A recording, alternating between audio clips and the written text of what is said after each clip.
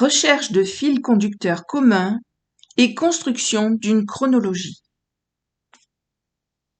Dans l'exemple précédent, j'ai montré comment le 6e sceau, la 7e coupe et la 7e trompette semblent tous indiquer le moment où la colère de Dieu se répandra sur le monde et où le Christ sera de retour sur la terre. Ils font tous référence à un grand tremblement de terre et l'effusion de la colère de Dieu. Le tremblement de terre et la colère est ce qui relie ces visions les unes aux autres. Des personnages identiques ou similaires semblent également apparaître dans des visions différentes, comme les tremblements de terre et la colère qui apparaissent dans les visions du sceau, de la trompette et de la coupe, indicateur que des éléments de ces visions se déroulent à peu près au même moment. Nous pouvons retracer des personnages, comme les martyrs, qui apparaissent dans plusieurs visions et apprendre leur histoire. Les actions et le dialogue de ces personnages diffèrent de vision en vision, et c'est ce que nous les voyons faire et dire dans chaque vision, ainsi que ceux avec qui ils interagissent, qui nous permettent de suivre leurs histoires tout au long de la période de 7 ans.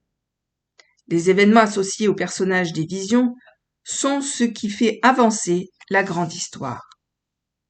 Les 24 anciens, les martyrs, les habitants de la terre et la prostituée font partie des personnages qui ont des rôles à jouer dans les visions. Des indicateurs de temps sont également inclus dans ces visions.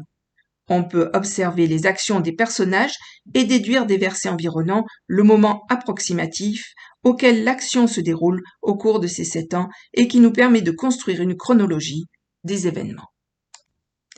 Les martyrs. Il y a un certain nombre de visions dans lesquelles nous lisons les histoires d'individus qui sont martyrisés en raison de leur foi. Dans Apocalypse 6, versets 9 à 11, à l'ouverture du 5e sceau, nous voyons des âmes sous l'autel qui crient pour que leur sang soit vengé. Ils reçoivent une robe blanche, un corps de résurrection, et il leur est demandé de patienter un peu plus longtemps. Quand il ouvrit le 5e sceau, je vis sous l'autel les âmes de ceux qui avaient été immolés à cause de la parole de Dieu et à cause du témoignage qu'ils avaient rendu. Ils crièrent d'une voix forte en disant « Jusque à quand, Maître saint et véritable, tardes-tu à juger et à tirer vengeance de notre sang sur les habitants de la terre ?» Une robe blanche fut donnée à chacun d'eux, et il leur fut dit de se tenir en repos quelque temps encore, jusqu'à ce que fût complet le nombre de leurs compagnons de service et de leurs frères qui devaient être mis à mort comme eux. Apocalypse 6, versets 9 à 11. Dans le chapitre suivant, Apocalypse 7, versets 9 à 17, nous voyons des gens de chaque tribu, langue, peuple et nation apparaissant au ciel après avoir lavé leurs robes, les rendant blanches dans le sang de l'agneau. Ces personnes ont été tuées à une époque connue sous le nom de la Grande Tribulation, et leurs robes ont été lavées dans le sang de l'agneau. Après cela, je regardai, et voici, il y avait une grande foule que personne ne pouvait compter, de toute nation, de toute tribu, de tout peuple et de toute langue. Ils se tenaient devant le trône et devant l'agneau, revêtus de robes blanches et des palmes dans leurs mains. Et ils criaient d'une voix forte en disant « Le salut est à notre Dieu qui est assis sur le trône et à l'agneau. » Et tous les anges se tenaient autour du trône et des vieillards et des 4 êtres vivants, et ils se prosternèrent sur leurs faces devant le trône, et ils adorèrent Dieu en disant « Amen, la louange, la gloire, la sagesse, l'action de grâce, l'honneur, la puissance et la force soient à notre Dieu au siècle des siècles. Amen. » Et l'un des vieillards prit la parole et me dit « Qui sont ceux qui sont revêtus de robes blanches? Qui sont-ils et d'où sont-ils venus ?» Je lui dis « Mon Seigneur, tu le sais. » Et il me dit, ce sont ceux qui viennent de la grande tribulation. Ils ont lavé leurs robes et ils les ont blanchies dans le sang de l'agneau. C'est pour cela qu'ils sont devant le trône de Dieu et le servent jour et nuit dans son temple. Celui qui est assis sur le trône dressera sa tente sur eux. Ils n'auront plus faim et ils n'auront plus soif, et le soleil il ne les frappera point, ni aucune chaleur, car l'agneau qui est au milieu du trône les paîtra et les conduira aux sources des eaux de la vie, et Dieu essuiera toute larme de leurs yeux.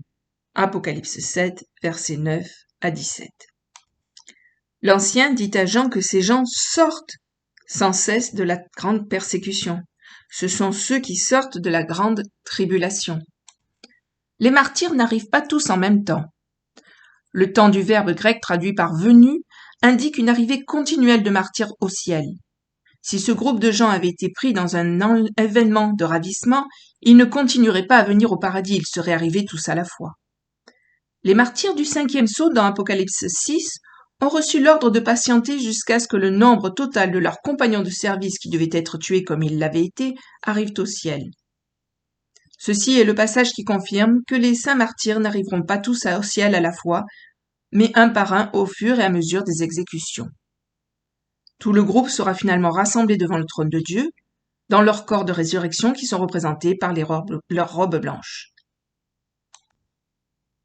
Symboles et images, première partie. Avant d'avancer à d'autres passages qui parlent des martyrs, je voudrais souligner la signification de certains des symboles utilisés dans ces passages de l'Apocalypse. Les robes, qui ont été lavées dans le sang de l'agneau, font référence au corps des individus du peuple de Dieu qui ont été tués. Le passage ne parle pas de la façon dont ces martyrs ont été sauvés par le sang de Christ, mais de leur martyr. Les martyrs sont morts en raison de leur témoignage de Jésus et pour lui, et c'est la raison pour laquelle Christ voit le sang des martyrs comme s'il s'agissait de son propre sang. L'Apocalypse raconte l'histoire de la fin des temps via des symboles et des images. Les robes sont lavées de sang. Les corps tués des martyrs ont été transformés en robes blanches pour les corps ressuscités des martyrs. Les multitudes qui sortent de la grande tribulation sont vues debout devant Dieu, dans leurs corps ressuscités et glorifiés, portant des robes blanches. Nous voyons les saints martyrs dans une autre vision encore, cette fois dans Apocalypse 12. Verset 11. Ce sont ceux qui n'ont pas aimé leur vie jusqu'à la mort, et ils apparaissent au paradis au moment où la guerre éclate entre Michel et le dragon. Quand le dragon, c'est-à-dire Satan, est chassé du ciel de façon permanente. Et j'entendis dans le ciel une voix forte qui disait « Maintenant le salut est arrivé, et la puissance et le règne de notre Dieu, et l'autorité de son Christ, car il a été précipité l'accusateur de nos frères, celui qui les accusait devant notre Dieu jour et nuit. Ils l'ont vaincu à cause du sang de l'agneau et à cause de la parole de leur témoignage, et ils n'ont pas aimé leur vie jusqu'à craindre la mort. C'est pourquoi réjouissez-vous, cieux, et vous qui habitez dans les cieux. Malheur à la terre et à la mer, car le diable est descendu vers vous animé d'une grande colère, sachant qu'il a peu de temps. » Apocalypse 12, versets 10 à 12. Peu de temps après que le dragon aura été chassé du ciel, il commencera à poursuivre la femme d'Apocalypse 12. On en verra plus sur elle plus tard. Cela marque le début de la deuxième moitié des 7 ans. Un point dans le temps communément appelé le point médian, le temps de l'abomination de la désolation et le temps où Israël, représenté par la femme, doit fuir dans le désert pendant 1260 jours, ce qui est aussi décrit dans la Bible par un temps des temps et un demi-temps. Dans ce livre, je ferai généralement référence au jour de l'abomination de la désolation comme au point médian, le milieu de l'ensemble des 7 ans communément appelé la tribulation. Quand le dragon vit qu'il avait été précipité sur la terre, il poursuivit la femme qui avait enfanté l'enfant mâle, et les 2 ailes du grand aigle furent données à la femme, afin qu'elle s'envolât au désert, vers son lieu, où elle est nourrie un temps des temps et la moitié d'un temps, loin de la face du serpent. Apocalypse 12, versets 13 et 14. Peu de temps avant que le dragon, Satan, ne soit chassé du ciel, les martyrs auront déjà commencé à arriver au ciel. Les croyants qui sont morts pour l'amour du Christ comparaissent devant le trône de Dieu avant le point médian, avant l'abomination de la désolation, avant le début du règne de la bête, l'Antéchrist. Parce qu'ils sont au ciel avant le point médian et parce que nous savons, grâce à d'autres passages, que l'Antéchrist, la bête, ne commence son règne qu'au point médian, l'Antéchrist, la bête, ne peut être responsable de la mort de ses croyants. Si l'Antichrist n'a pas tué ces gens, qui l'a fait?